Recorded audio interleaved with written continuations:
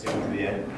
My name is Wyatt Moscoso, and it's my pleasure to introduce myself as the team lead for concussive forces in competitive sports, namely the sports of water polo and soccer.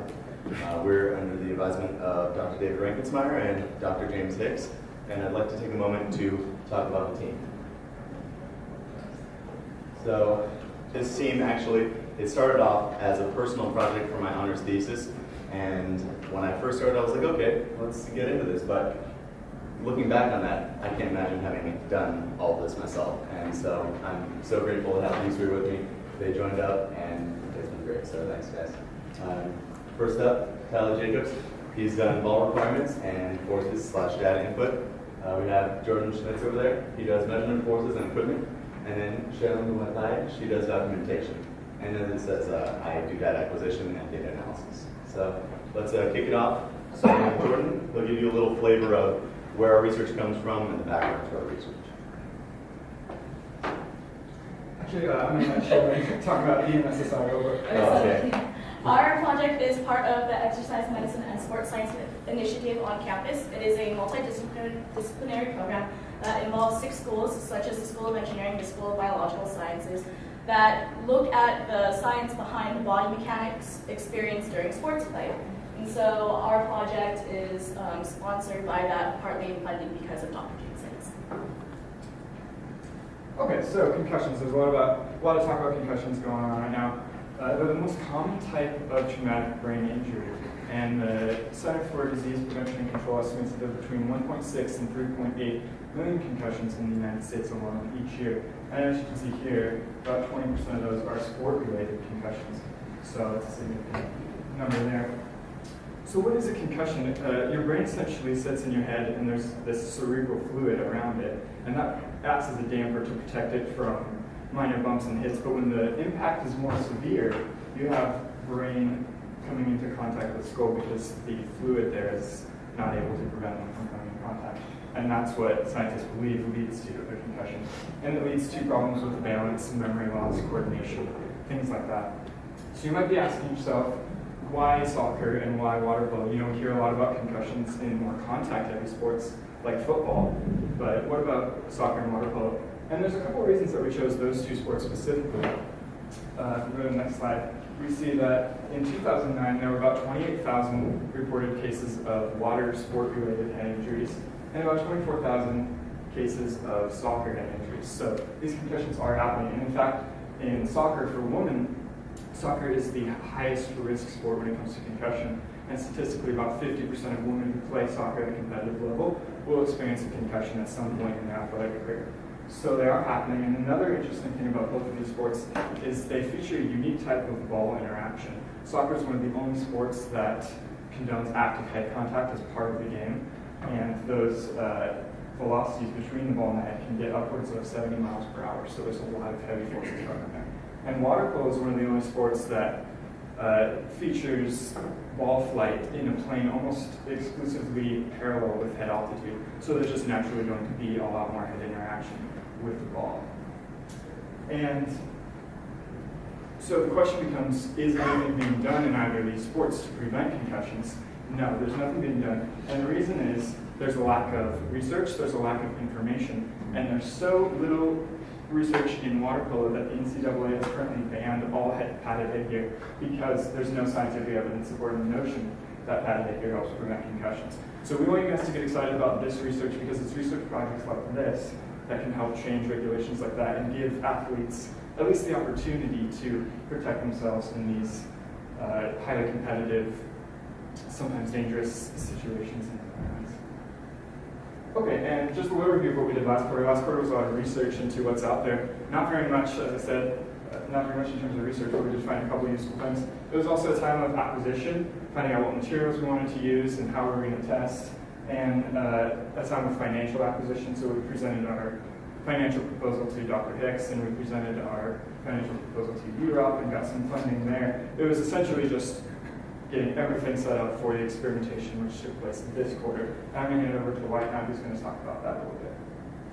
Okay, so a little bit of our cost and budget constraints. We had the ATD, which I'm going to talk about in a second, is our anthropomorphic testing dummy. That was by far the largest expense. It cost about $3,500, $3,564 for us to rent it for just 1 week.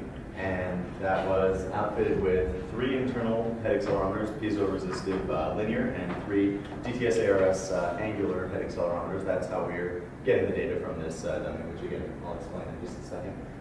The other things, peripheral things that we need a radar gun, we need a ball pump so that we have accurate pressure, and we needed also new accelerometers because the original accelerometers that we got with the dummy were not properly amplified, properly noise reduced, and other such things that made them almost basically inaccurate. So we wanted to make sure we had the most accurate data possible. That's why our costs ran up to $48. This is a picture of the actual ATD. We're not using the entire thing. The entire thing costs around $10,000 to $12,000 to rent, but the head and neck is the most expensive part.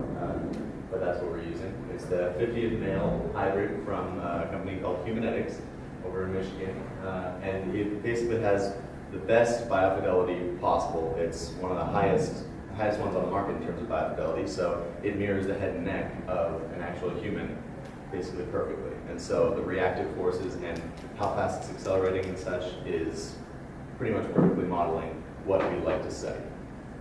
And now I'll hand it over to Ty. All right.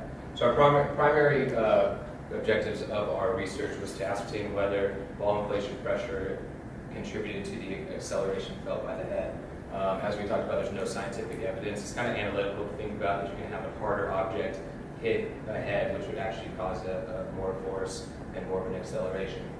Auxiliary projects for the goal projects would be to compare using the sensors inside the ATD dummy to that of a G-force tracker, which is being used in another part of the EMSSI, which is being worn by the soccer teams. And it's giving real-time data of their practices and what kind of forces and acceleration they're experiencing when actively heading or other things happen. Secondarily, or thirdly, would be comparing the data using the CAP 7 protective head guard, which is made for water polo. Again, because the NCAA states there's no scientific proof that padded head caps can actually decrease the acceleration felt by a ball, even though you would assume putting more of a barrier between the bare head and the ball would actually give you a reduction in the acceleration. Our project timeline, we started in October. That's when we actually met Wyatt and we formed the team. Again, we talked about fall being research and project details. All of February was impact testing and data acquisition. We're currently in data analysis, and next quarter we actually be doing thesis reporting and publication towards the end. Our experimental procedure, this is how we go out to the soccer field every day and we'd set up. As you can see here, this is our radar gun. Set up next to our ball launcher. We're 8 feet away from the ATD dummy head. And then our speed would display here. We would have all of our computers set up. Every day that we get out there, we connect all of our data acquisition system, calibrate the equipment, get the speed of the ball launcher to where we wanted to test at. We would also we would look at the oscilloscope of the data acquisition system and actually take a rubber mallet and hit the head to make sure that we were getting actual forces and that all the channels were properly working for us. Okay, so I'd like to tell you guys a little bit about our experiment, what an average experiment looks like. We have a video here. I'm going to try and get it to play. Okay, it didn't work.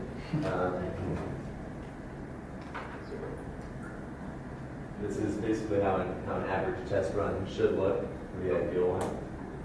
And it impacts directly on the forehead, and what we end up doing is we take the magnitude of the XYZ linear accelerations of the head, and that gives us the total G-force that we're experiencing in that run.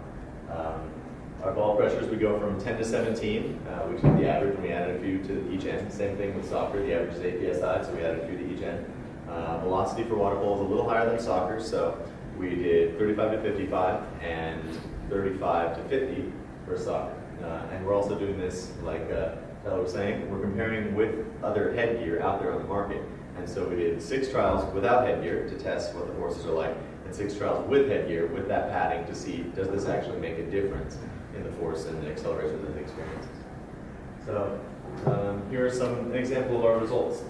This is for water polo. The head impact acceleration is going to be on the left-hand side of the graph, and the velocity is held constant at 40 miles an hour, and this is with no headgear. We can see that the ball inflation pressure, as it increases right here, we're getting a pretty linear upward trend. There is some distribution of data, some error obviously due to random friction coefficients and drag and other variables that the ball launcher isn't perfectly accurate. But this is pretty convincing that it's going up as your pressure increases. And this is now the whole data with what you just saw, average, and an average of the headgear data. So we can see that difference between these 2 points is about 7 Gs, and we're actually mitigating head acceleration by about 20% with this headgear. So it's a very convincing case for having headgear out on the market and having rules being passed for people to wear this headgear, because it's basically like a 20% reduction in the chance of you getting a concussion if you've got this headgear on. So for next steps, as said earlier, this entire quarter was focused on gathering the data from experimentation. So next quarter, we'll be looking at all that data, creating more graphs, relating the velocity and the pressure and the G-forces experience, and it'll culminate into a thesis report for publication at the end.